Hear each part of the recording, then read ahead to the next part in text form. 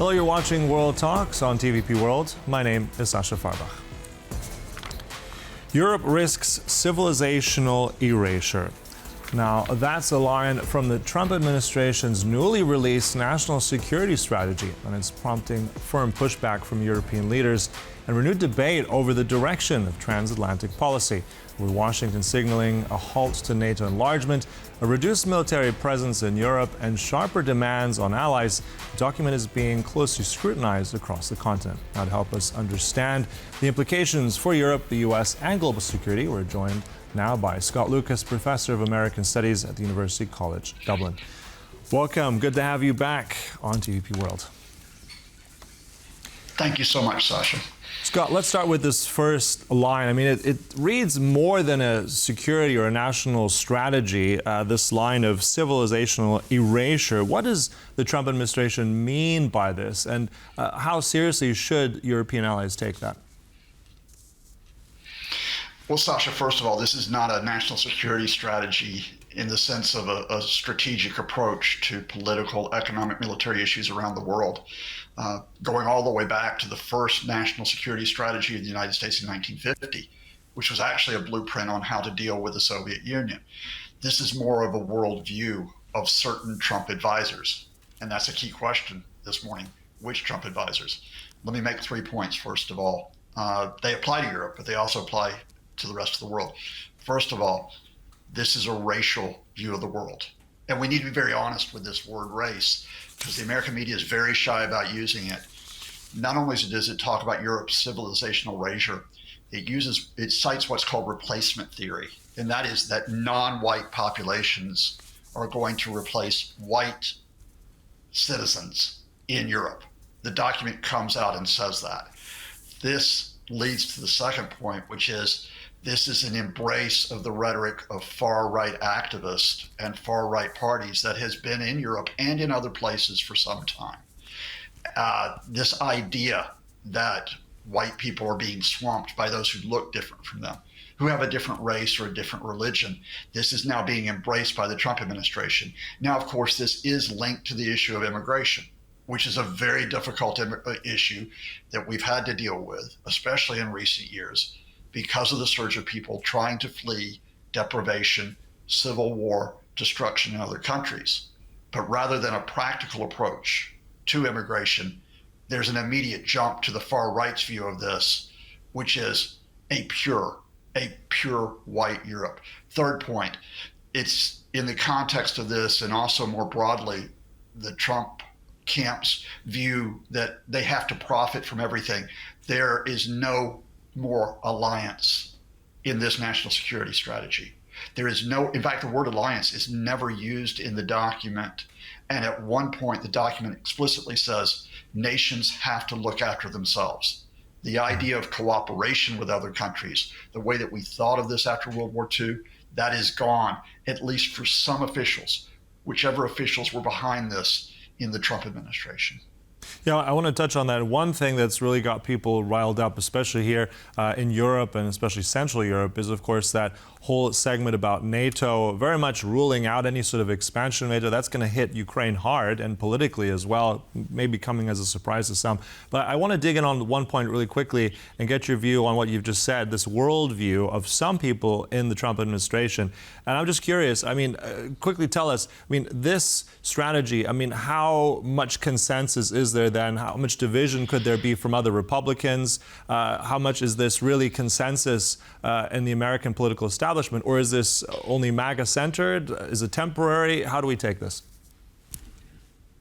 This is a big question this morning, Sasha. We don't know. Because, again, part of my background as a historian has been studying national security strategies and how they're formed. And I can tell you in past administrations that various agencies contribute to this, and that this is then discussed in the forum of the National Security Council.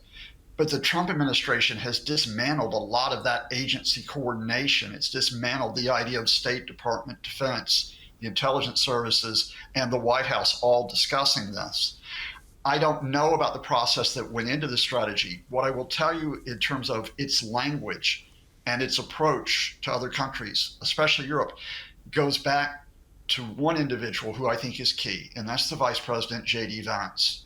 If you go back, Sasha, to the Munich Security Council in February, Vance put out some of these ideas. Remember how alarmed Europe was when he effectively insulted them. He insulted them in terms of cultural approaches, in terms of political approaches, as well as dismissing the notion of alliance. Mm-hmm. And J.D. Vance then went on, along with some other Trump figures, to talk directly, including at that security conference, with members of the far right, such as leaders of Germany's AfD. And this summer, J.D. Vance spent much of his time in the United Kingdom under the cover of being on vacation when he talked to members of the far right, including members of the UK Reform Party and other leading activists, where there is a Trump mission, or at least a mission by the Vance camp, to try to take out the UK government and replace it with the Reform Party led by Trump's former employee, a man named Nigel Farage. Mm-hmm. So I will also go back into what the Europeans have been saying, because we have one quote already from the German foreign minister saying he doesn't need outside advice, or rather Germany or Europe doesn't need outside advice. There's a former French ambassador in the United States saying the document, as you've said already, reads like a far-right pamphlet. But at the same time, I want to get your view on Giorgia Meloni, the Italian prime minister, who stepped in pretty much on Trump's side. Maybe that's not a surprise, perhaps, but she basically agrees with a lot of the defense elements here, and quoting that there are no rifts within the U.S. relationship, and the old continent should and must act on its own. So how do we balance those two bits of commentary, and what does that mean for the strategy and how we go forward? Well, I mean, Giorgia Meloni, is the leader of a party which some have characterized as at least hard-right, the Brothers of Italy. But in power, I think Meloni has not been an hard-right ideologue. She's been much more pragmatist, including on the issue of Ukraine.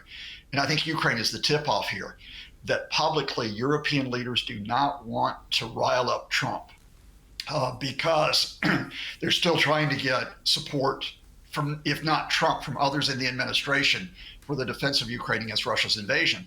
So if I could bring together the broader reaction to this document regarding Europe to Ukraine, go back to what happened on Monday. There was a conference call amongst several European leaders, including Meloni, including Germany's Friedrich Merz, including the NATO head Mark Rutte, including the French President Emmanuel Macron, and the Ukrainian President Vladimir Zelensky. Now, in that conference call, what was said, and the notes were leaked of this, is that the Trump administration could betray Ukraine. Macron actually is quoted as saying that. Other leaders jumped in and said there was a need to protect Zelensky from the danger that the Trump camp presented. Now, when that document came out later in the week, Macron publicly came out and denied he said that word betrayal about the United States, and talked about we look forward to working with the Trump administration in terms of defending Ukraine. Because again, what you publicly say with Trump, given his ego, given his unpredictability, given the chaos, and given the willingness of Vance to exploit the situation, you have to flatter him. Whereas privately, you have to realize that Europe may have to go it alone with this administration, not only on Ukraine, but also on NATO and on other issues. Mm-hmm. You mentioned Ukraine there, Scott. I want to also get your view on these talks that have been ongoing. And we had high expectation, at least there was positive expectation from earlier meeting with Putin and Witkoff. Now Witkoff meeting the Ukrainians in Florida. That's supposed to continue today on Saturday. What are your takeaways? And we haven't heard anything really very public about this. Is that telling in any way for you? Yeah, I've just been writing about this for the website that I run to try to get to the heart of this. We go into a third day of talks between Donald Trump's envoy, the real estate developer Steve Witkoff, Trump's son-in-law Jared Kushner, with the head of Ukraine's National Security and Defense Council, Rustem Umerov. And the details of this have been very tightly guarded. The talks are taking place at Witkoff's private golf club near Miami, Florida. But you're showing the footage from a previous meeting where Marco Rubio, the U.S. Secretary of State, led the American delegation talking to the Ukrainians. It's significant that Rubio is not there, because Rubio is much more sympathetic to Ukraine's point of view, whereas, of course, last Tuesday, Witkoff and Kushner were back in the Kremlin conferring with Vladimir Putin and his top advisors. Why were they conferring with the Kremlin? Because Europe, including Poland, has pushed back against the 28-point plan developed by the Kremlin with Kushner and Witkoff that demands Ukraine's capitulation, demands Ukraine's surrender of territory. It demands that Ukraine is kept weak, no membership of NATO, limits on its military forces, strict restrictions on Western military assistance, and U.S. profits from Ukrainian recovery. Are Witkoff and Kushner going back to pushing that Kremlin plan with Umarov, or are they at least accepting the European line, which is this must begin with a ceasefire? You ceasefire first, then we'll talk about the individual provisions. Mm-hmm. Yeah, I mean, there's this flurry back and forth, and I think we're all waiting with bated breath what it will be. I want to jump back into something with NATO as well, also security-wise. We've also heard within that document, it does pretty much point to a U.S. withdrawal in terms of forces in Europe. I mean, that's one of those concerning things that especially is important for Eastern Europeans here and Central Europeans, especially the Poles. Now, how do you think that changes policy? Because President Nawrocki received that guarantee, that promise in the White House not that long ago that Trump said, well, you know, American troops are going to stay there. So is that going to change the calculus here at all? This goes back to what we talked about. Who wrote the national security strategy? Are there adults in the room? I would suspect if you look at the State Department under Marco Rubio, they don't want to pull those troops out of Europe, especially the front line in Eastern Europe and including Poland. I suspect if you look at the rank and file in the Pentagon, including those American military who work in NATO headquarters, they don't want to pull out. I suspect if you look at certain Trump officials who have welcomed Poland into the next G20 summit, talking about Poland's importance, they don't want that pullout. But I suspect if you look at J.D. Vance, the vice president, you look at Pete Hegseth, a very unqualified defense secretary, they're going to be quite happy to pull those troops out in terms of this mythical American first, which is more of an American alone approach to the world. Because I must tell this to my friends in Poland. Donald Trump's primary interest is not in alliance. He is flattered when you talk about a Fort Trump in Poland. He is flattered when you talk about how wonderful he is. He is flattered when you increase your defense spending. But he is transactional. He only believes in how much money he can get out of Europe. And that is not the basis for a long-term security relationship. But at the same time, I mean, Poland does really punch above its weight. I mean, it's one of the top spenders of defense. I mean, it seems that the Americans do seem quite pleased with a lot of the defense investments. I mean, that pipeline isn't going away, surely. Well, again, this is what I talk about in terms of how you keep Trump on your side, even when you've got officials like Vance and you've got effectively the new American isolationist. And that is you increase your defense spending not only because you need to, given the Russian threat, but you do it as a way of signaling to the Americans, look, Mr. Trump, we're with you. And that does go to, some ways. It means that Trump has not gone completely into the pocket of the Kremlin. It means that he has not withdrawn from NATO, which he has repeatedly threatened to do. It does mean that Europe at least has talks, with Trump, as well as administration officials. But you have to do that each and every day. In other words, you have to, it's like the emperor's new clothes. You have to tell the emperor, oh, your robes look wonderful today. Your robes look great. If you ever tell him he's not actually wearing any clothes at all, that he actually doesn't believe in alliance, well, then he's going to get upset and stomp his feet. And Poland doesn't want that. Eastern Europe doesn't want that. And Europe still doesn't want it. We're in the paradox now. There is no alliance with the United States, but you can't tell people openly that there's no alliance with the United States because you'll offend the guy who pretends to be the commander-in-chief of America.